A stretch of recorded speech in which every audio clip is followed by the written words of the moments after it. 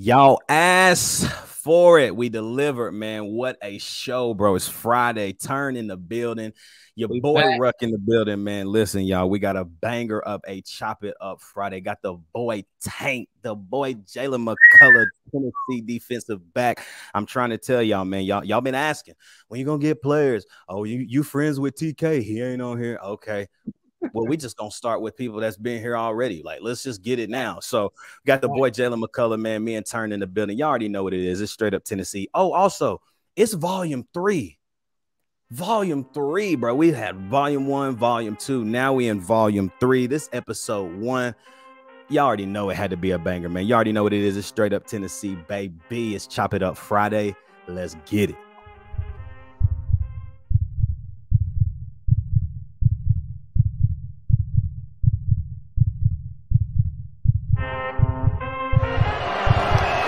From 40, on the way, a knuckleball. He got it!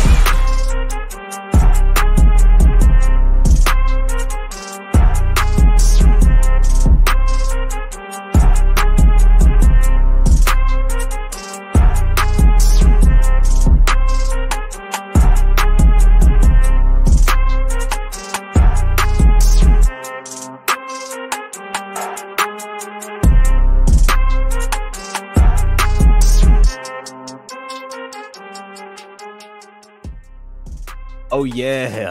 Y'all thought volume 3 we was coming back with no heat. Yeah, we here.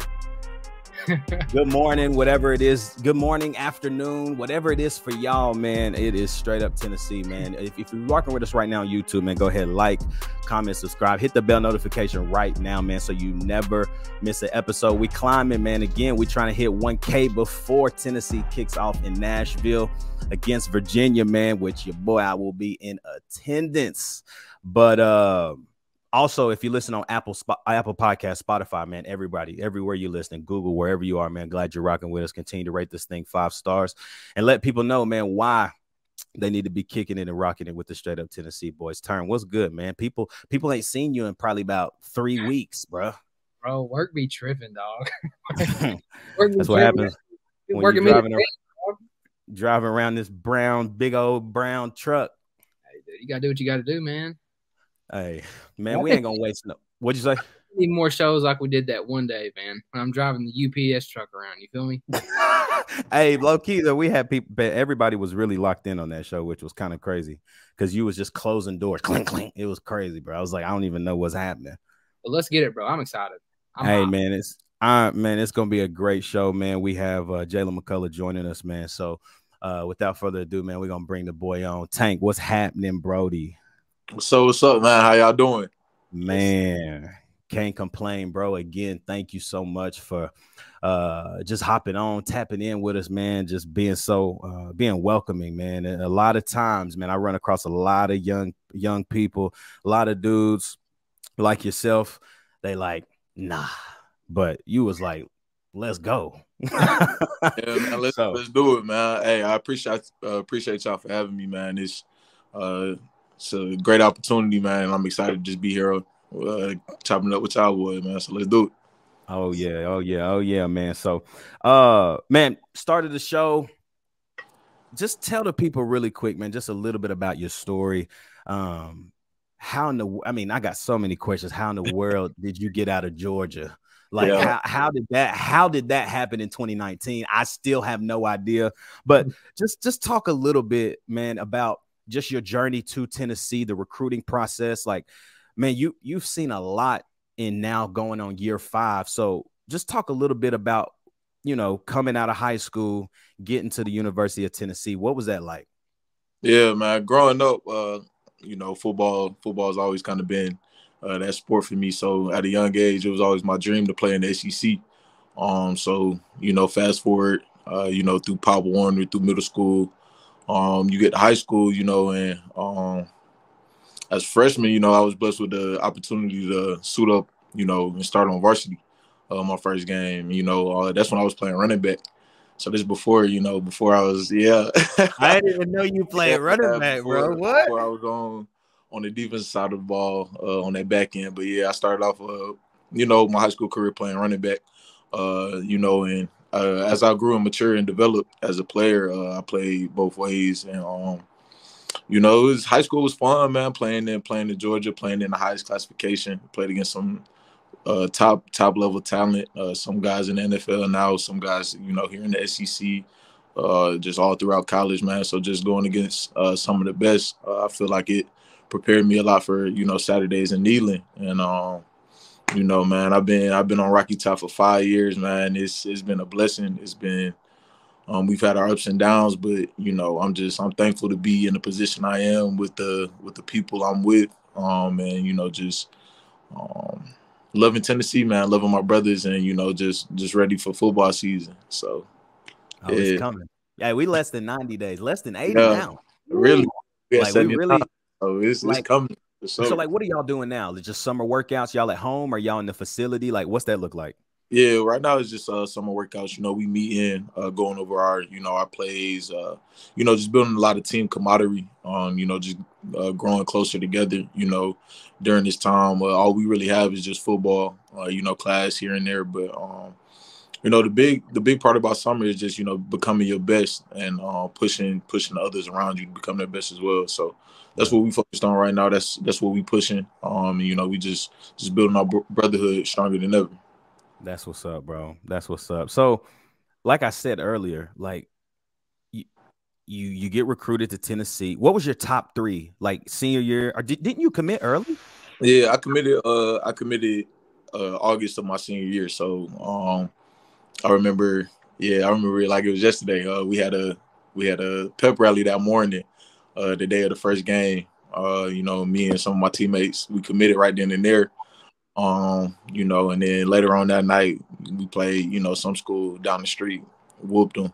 But it was a great memory. My top 4 ended up being Tennessee, South Carolina, Alabama, and Auburn. So it was SEC from the jump, like I said. So it just so happened to be Tennessee, man. And 5 years later, the best decision I made in my life. So we glad that you came to Tennessee too, bro, because it's been like, man, like you said this earlier, and then I'm gonna let Turn hop in here after this, but you said this earlier, just like your class, man. I mean, like y'all have seen the ugliest of ugliest in Tennessee.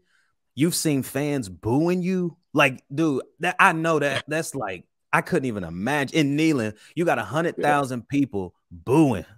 It's like, nah, bro, that's not us. Like, that's not who we are. And everybody knew that because, man, as people, I have friends that played at Tennessee. Like, they tell me all about it. Like, man, the recruiting process, you don't see any of that craziness. Like, it's all love.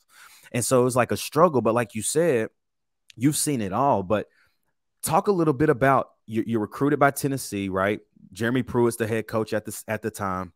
Right. You play a couple years with Coach Pruitt, and then everything that happens, and then Coach Heupel comes in. Like, talk about that after football, after that 2020 season. We go 3-7. Everybody knows something's about to happen. What are you thinking in December of 2020 leading into Coach Heupel getting hired in 21? Like, what is that in your head? Like, what was going on? Right. It was at first it wasn't, I really didn't think too much of it. It was just, grab your work pail and your hard hat and go to work type mentality. But like you said, I came in under Coach Pruitt.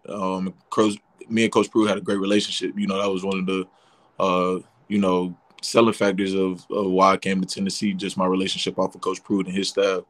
But when the uncertainty hit, there was a lot of conversation, a lot of ways it could have went. But just really relying on my upbringing. I remember back in coming through the recruiting process, talking to my parents, and their biggest thing was commit to a school, not a coaching staff, not a a person or a position coach, but commit to a school. Because in this business, coaches could be there one day and gone the next. So commit to a school. I feel like that's what I did. I committed to the university. And it has this saying, like, I give my all for Tennessee today. And I feel like, that was just the biggest thing that just kept me here. I've never been raised to run when adversity hits, because adversity is gonna hit. So when it hit, I really had to figure out who I was and go from there. Shoot, yeah, man. Kind of building off that though, like, I mean, from an outsider perspective, like Coach Hype has like completely changed, like the whole culture, in my opinion. Right. What do you like? How different is the program like right now under Coach Hype from like past? I say it's different. I say the biggest thing is we shifted, like you said, our culture, our mindset. And it started with, the players in the locker room. Coach Hype, he's done a great job of, coming into the university and implementing his standards and his expectations. But it's on us players, and in particular our leaders, to come in and, set the standard and hold the other 124 guys, accountable to that standard. And I feel like we've done a great job of that, in the 3 years that Coach Hype has been here, and we're still, continuing to push into that, to buy into that, and, continue to move and uphold our standards each and every day. Yeah, dog. I mean, that's dope. I mean, it seems like y'all are like tight family. I mean, even at like the football camp, like up there at Gibbs doing the football camp. I mean, y'all just like hanging out, just vibing out with each other. Yeah. I think the biggest thing with that is just because most of the guys that are still here, we all went through that adversity with the coaching change, and, we just made it a decision upon ourselves to, just become close, really feed into each other and care about each other. And that's really like the biggest thing about a brotherhood is, just loving on your brother, enough to hold him accountable to the standard and hold him accountable to being his best self. And I feel like that's what's made us stand out and made us different, these past couple years. Yeah, bro, for sure. So coming back for year 5. Yes, sir. All right. What made you feel like coming back for this 5th year? Oh, yeah, man. Just the biggest thing is taking this opportunity to set myself up, 10, 20, 30 years down the road. I was blessed to have, the opportunity to have a free education. So coming back, obtaining that second degree, just really just becoming the best person I could be, for life after football. And, on the field, we have some stuff that, we set out to accomplish that we're focused on, both personally and collectively. So that's what we focused on, and that's what we're going to accomplish. Yes, sir, bro. That's awesome. Hey, that's dope getting a second degree, but I ain't gonna lie, I'm ready to see you start playing on Sundays, bro. Hey, man. It's coming. It's coming, bro. Just being that's it. That's all. Yeah, that's it. I mean, what I don't think what a lot of people don't realize how helpful 2020 was crazy, but to have that option to be like, yeah, I'm going to use that year. Right. I think that has been a lot of help to get people to that next level. I mean, look at Hendon. Like, Hendon ends up playing really a 6th year because he had an extra year, sets himself up for a 3rd round. I mean, what a crazy season he had. I mean, crazy numbers. Obviously goes down with the ACL, but I can 100% understand, like, man, let me go ahead and come back. Obviously, we got team goals, but personally, I'm getting my mama, like you start thinking all of these, you know what I'm saying? Like, I feel you, bro. I had those same dreams, and, I just wasn't as athletic as y'all. So, yeah, but y'all got that though. So, man, like I told y'all though, man, we got the boy Jaylen McCollough on the show today, man. Before we continue to go though, man, we got to let everybody know real quick that right now, man, we are featured on FeedSpot. This is a platform, a blog, everything that comes from podcasts to videos to everything. And we are actually featured right now in the top 35 best Tennessee podcasts. We landed at 22 for this semester. So, man, thanks to y'all, everybody that listens. Thank y'all so much for doing what you do and rocking with us, man. Y'all really been tapping in, and the results are seeing. So we appreciate y'all. But like I said, man, we coming back with Tank here in just a second. I'm telling y'all, this time we going straight ball. We talking favorite Tennessee memories. We talking all the things that y'all been asking for. So, man, y'all already know what to do, man. Tap in with us, man. We'll be right back. It's your boys from Straight Up Tennessee. Let's get it.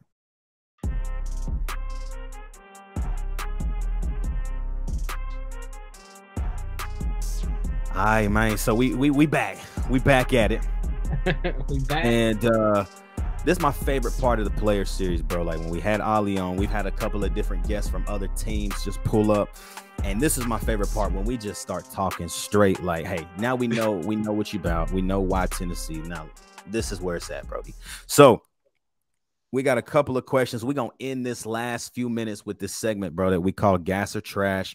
If you've never seen it, so we basically go through 5 quick rapid questions, and you got to say, is it gas or is it trash? Because I'm trying to tell you, bro, I'm born and raised from Knoxville, Tennessee, and there's some stuff that people be thinking is gas, and it is they capping. It's capping. And you've been here long enough, and you're gonna be with me. So, yeah. But man, before we get to all of that, bro. Again, coming back for year 5. I mean, you start your freshman year, back half of the season. I think it was midway through the year, you get to go. You've seen a lot of football in the orange and white. That's a fact. As of right now, you got a whole year, and this year I think is going to be special. But as of right now, what is your favorite memory in the orange and white? Man. I have a whole bunch of them, man. My first time running through the T, that's something you'll never forget. Yep. First time running through the T, my first sack, it was in Tuscaloosa, Alabama against Mac Jones. I remember that one. Yeah. First interception, I had a cast on my thumb, but we still caught it, you know. Was that South Carolina? Nah, that was Tennessee Tech of that same year. But earlier in the year. Yeah, that South Carolina pick was in the end zone. Yeah, because they were in the end zone. I feel like that was a game changer play right there. So it was.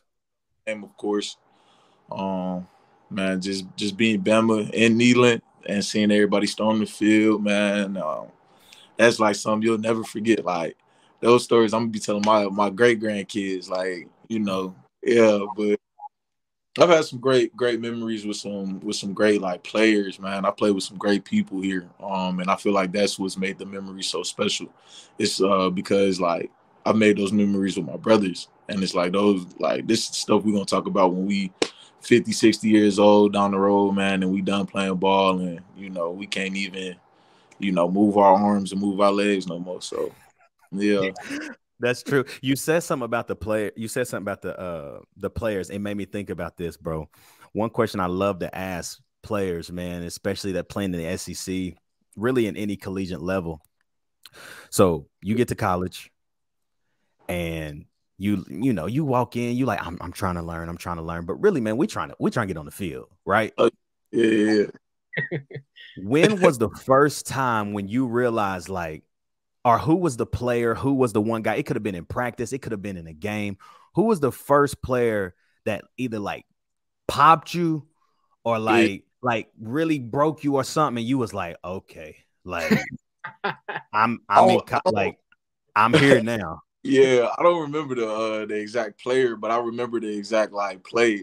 We was in practice, you know, and this is like my first spring, you know, on campus or whatever, and coach sent me on the safety blitz. And you know, in high school, I'm about as big as the offensive lineman. So you know, we running through them easy. You know, like swim move, get off me or whatever. So I'm on the safety blitz, you know, and I tried the same thing. You know, I tried to throw my shoulder in there against, you know, a 300-pound like tackle for real, and that really showed me like, okay, like, you know, these boys is like, they a little bit bigger than you. So you got to like you got to beat them with your feet or hit them with a different rip or something. But you can't let these big boys get their hands on you, because when they do, it's over with. So that was my, you know, welcome to college football moment, just getting in them trenches for real and feeling what that's about. So, yeah. I love this question too, bro. Like, I was in Neyland for the Alabama game. It was crazy. We both were there. Like, I mean, unbelievable. But speaking of, you see that whiteboard right there? Yeah, what did it say? It's from y'all sideline. I got it from the sideline. Oh wow, that's crazy, man. He took it somehow. Hey. But like I've I've been there. I seen it. I saw everything, bro. Like from start to finish in the stain. But I always, bro, and I want to hear from you. That game was hostile. It was lit. It was, it was up. Bro, I still haven't been in a more hostile environment than when Ole Miss came in 2021, bro. Man. Bro. That was Bro. People I want to say that was our first real like major game. You know, like we played in the Tax Slayer Bowl my freshman year. That was a big game. You know, sophomore year we played all SEC schedule. You know, every one of those games were important. But that Ole Miss game, my junior year, that was the first time I got the experience of checker kneeling. I think that was the first time I got the experience of sold out crowd. And man, that was crazy. Like, yeah, that was one of those ones for real. I mean, bro, it was from like as soon as Lane touched the field, it was done. Like I'm talking about y'all running out, everybody running out like during warm-ups, hyping the crowd. Lane still on the field. Boo. I mean, bro, like I've been in kneeling my whole life. I'm 28. Like I've been there. Mm-hmm.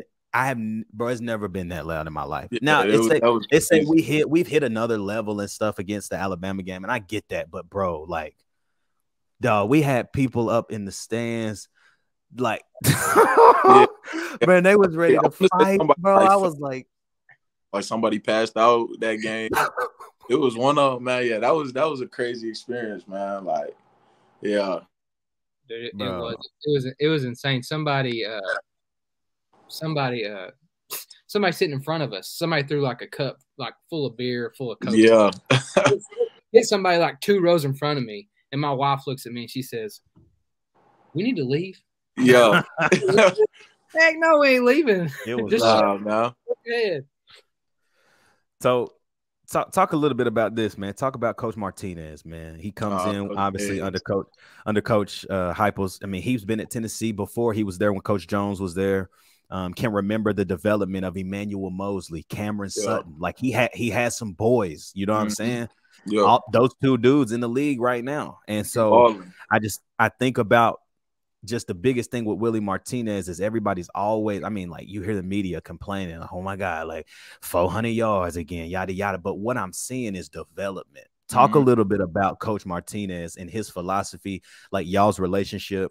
What's that like?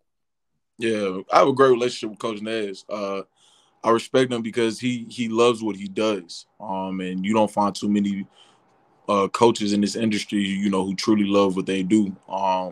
And I feel like, you know, Coach Nez, along with our coaching staff, they love what they do. Coach Nez comes in the building every day with a great attitude, great mindset. And, you know, something that sticks out to me about him is, you know, his knowledge of the game. He's been around the game. He's been around, you know, the secondary and the defensive back position for a minute, you know, and I feel like that plays a big factor into how he can develop, you know, defensive backs. And he's done a great job. You can check his track record. He's been all over the SEC.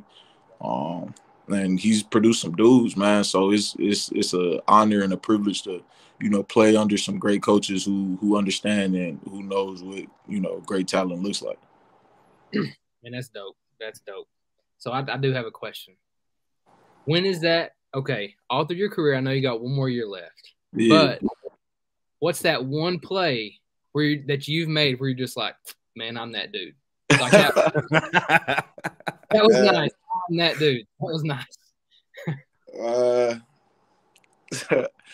I don't really think, man, I've had a play where I was just like, I'm that dude. Like, I feel like every snap on there, you know, it's like, it's that mentality. And it's like when you make that play, it's like you kind of it's a kind of pat on the back, you know, for yourself from all of the reps and all of the hard work you didn't, you know, put into it.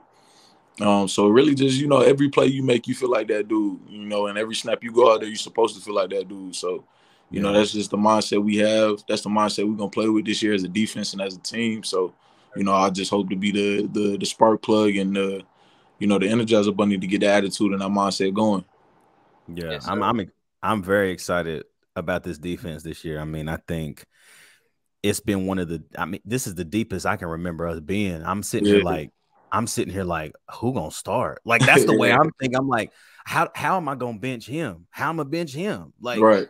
How am I sit him? Like, it's just great luxury. So talk like last year, man, obviously 11-2. I mean, we one game away from being in that thing. And obviously we start off the year first play. I mean, I could just tell you, I felt like after the first play of the first game, I was like, we did like this team different. Like I just knew something was different. Like I ain't never seen a Tennessee team so juice. Like just the juice is everywhere, bro. Everybody. Yeah. When you got the big hefty white boy linemen out there juiced up.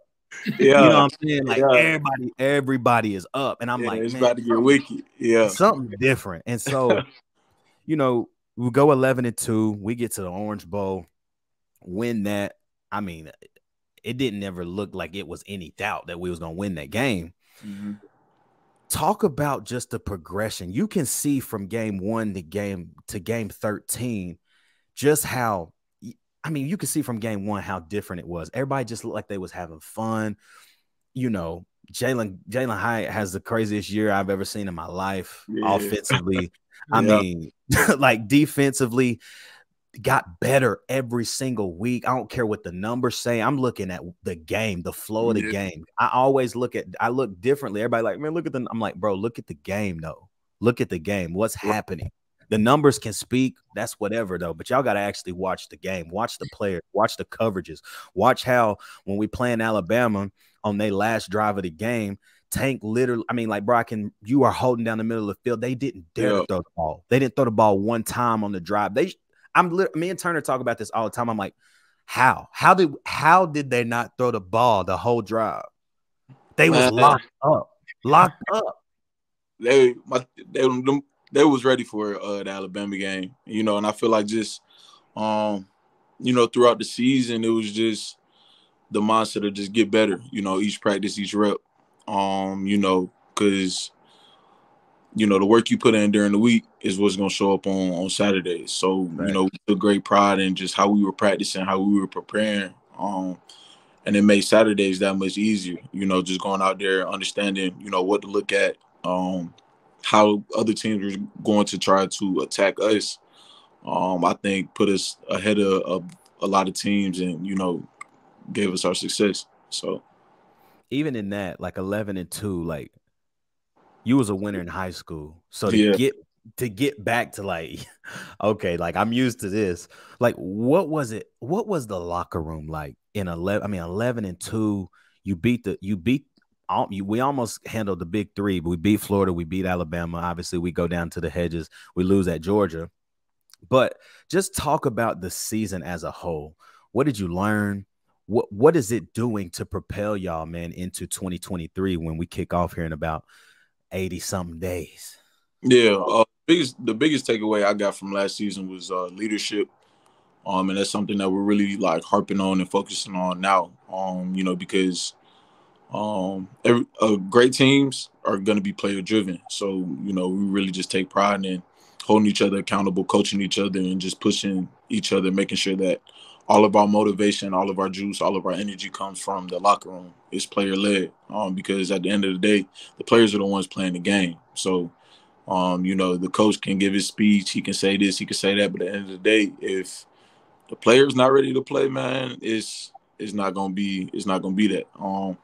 So I say the biggest takeaway is like leadership and the fact that it's possible. Like we've tasted it. We've had, our taste of, what it feels like to be up at the top, what it feels like to be in that conversation. And, just understanding that everybody's going to come for us with their best shot, with their best punch.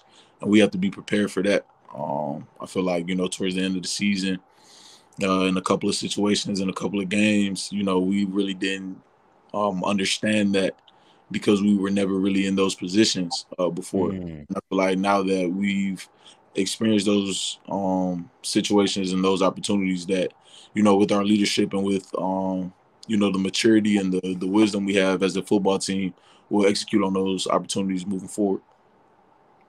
Yeah, man. You kind of talked about it a little bit, but just like building off that, like at the end of the 2023 season, what do you plan to accomplish personally and as a team?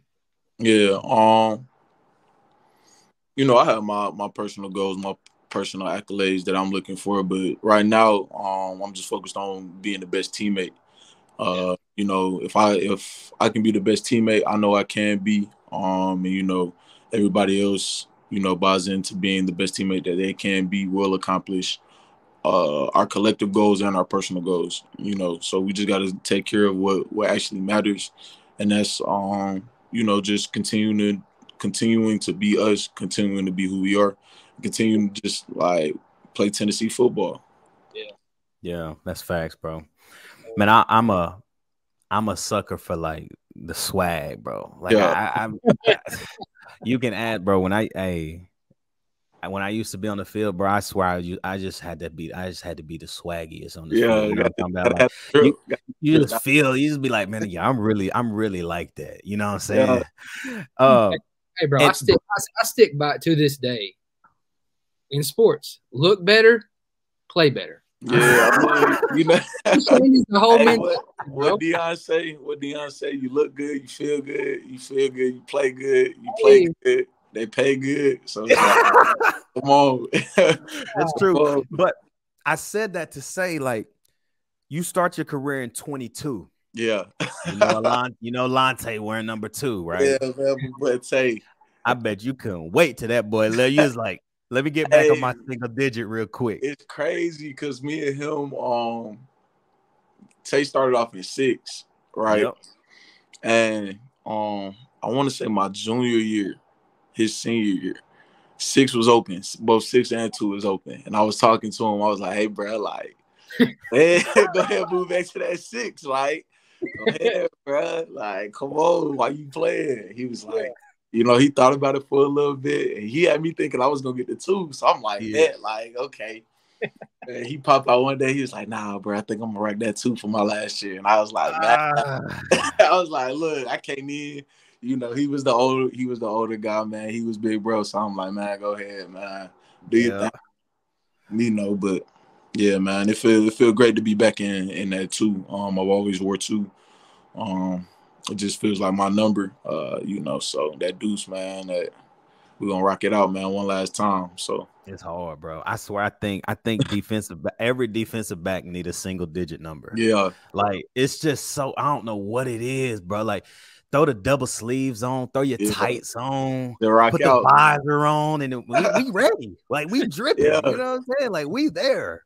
Yeah. So, man, y'all, I told y'all this is going to be a banger, man. We're going to finish up the show, man. Y'all know what it is. It's Chop It Up Friday, which means it's Gas or Trash Friday, man. And we got to do it with Tank. So, I'm ready for this. Tank, like I told you, man, gas or trash.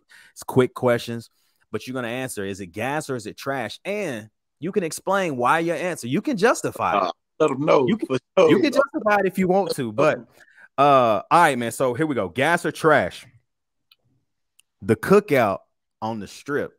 Hey, man, that's gas. Like, hey, I don't know what they put in their food back there, like what, but it has never failed. Like, never, bro. People be, I swear people sleep, bro. Yeah. I'm like, bro, that is so gas. Like, you can go to the one on Kingston Pike, trash. Turkey Creek, trash. And one on the Strip, yeah. Bro, I mean, I ain't never been and my mouth don't get burned. Like, you know what I'm talking about? Like, nah, they doing it there, man, for real. And I'm telling you, I'm a quesadilla guy at the cookout. So they put that extra sauce on there, and it puts it over the top. It puts it over the top. I have to try it out, man. I'm gonna check it out. The quesadilla. Yes. All right. All right, gas or trash? Noonday games. I'm not even going, you know, like I started off early in my career. I really wasn't a fan of like noonday like games because they got on you too fast. But now, like as I'm older, I you know, they gas because it's like we get right into the action. Like, you know, we wake up, do our pregame routine or whatever, and it's like we ready to play. So I was really excited when we saw, you know, Virginia at noon. So, you know, first game on the docket, we could get into it, get active. And y'all not gonna be able to sleep Friday, bro. Yeah, man. I'm excited now. I'm playing it through my head. I mean, so okay, gas or trash? Market Square. Gas. I like Market Square, man. You know, that would have been like our strip. You know what I'm saying? Like that. Yeah. Where it's a lot of stuff you can get into, man. You know, you can go down there by yourself. You can take a group of friends. You can take, you know, a lady if you want to. And there's a lot of food spots, a lot of stuff to get down there, man. Market Square, yeah. Gas. Yeah. Sure. Okay. Square in the past like 3 years has completely changed. Yeah, no, they've added a whole bunch of, you know, restaurants up there, man. I think, you know, they're trying to get some more like activities and stuff over there so people could come out, you know, just kick it and vibe. So that'll take it to the next level. Yeah. So, but okay, gas or trash, and it's trash for me, but it's just because it's trash. But West Town Mall. West Town, I mean, I'm, you know, like I'm from Georgia, you know, so like I'm about like 20 minutes outside of Atlanta, man. So we have, you know, like we got malls and, you know, little thrift stores, little vintage stores here and there, man. And it's just West Town ain't really doing it, you know. I mean, sir. I'm not saying this, you know, but compared to what I'm used to, it's just, you know, it ain't all that like. I get that. So you go ahead and just say it's trash. It's trash, you know. I don't want to put it down, you know. Like, it's, you know, they on the come up. I say that. I say they on the come up because they do have, you know, a few stores in there that they just put in there. You know, 96 kicks, drippies, you know, little stuff like that, man. So they trying to get right. They trying. Yeah, they trying. Okay, last one. This ain't really a gas or trash. This is more of like a preference. Right. I'm ready for this them smoky grays. Ooh. Or the black. Yeah, I knew you was gonna say the blacks.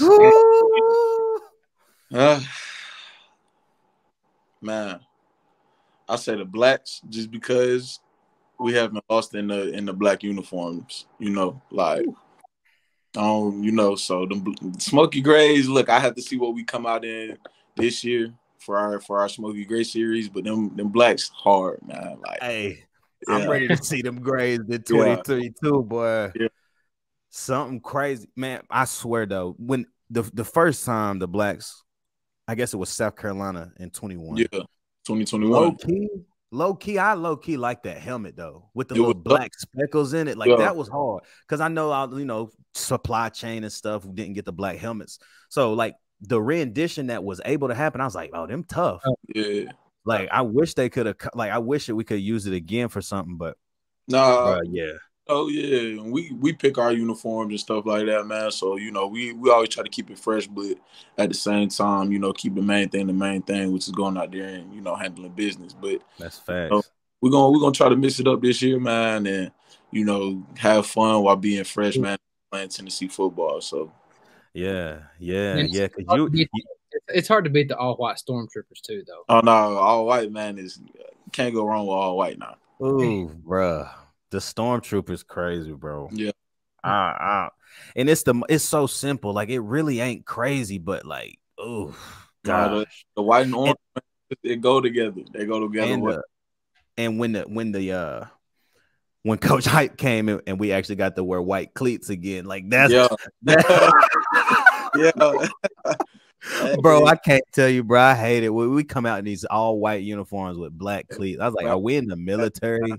Nah, it was different, but nah, we just you know, excited to be where we're at, man. Excited to continue to go to work, man, and just, you know, continue to prove ourselves right. It's not really about proving the world, proving nothing to nobody else but ourselves, man. So we focused on Tennessee. We focused on us. And we're gonna do some great stuff this year.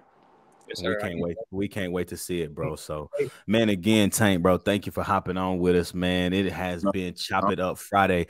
Hey, bro, one thing we gonna do, man. You are like, I guess technically you the second player in our player series. We had the boy Ali on. Now we got Tank. Now we're gonna leave this with you. So we done started the player series. You gotta help us. Who's the next player we need to get on the show? And you gotta help us get them. They go to Jets. I gotta help y'all get them. Who is it?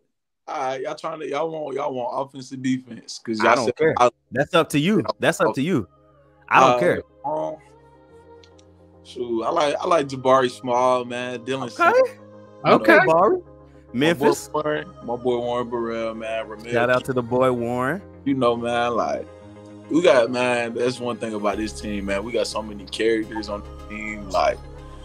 Our dynamic just is crazy. Like it's we need our own reality show, man. Like real is crazy. But I love my guys, man, and I love going in there, going to work with them, man. And I'll reach out to whoever, man, and we'll set it up for sure.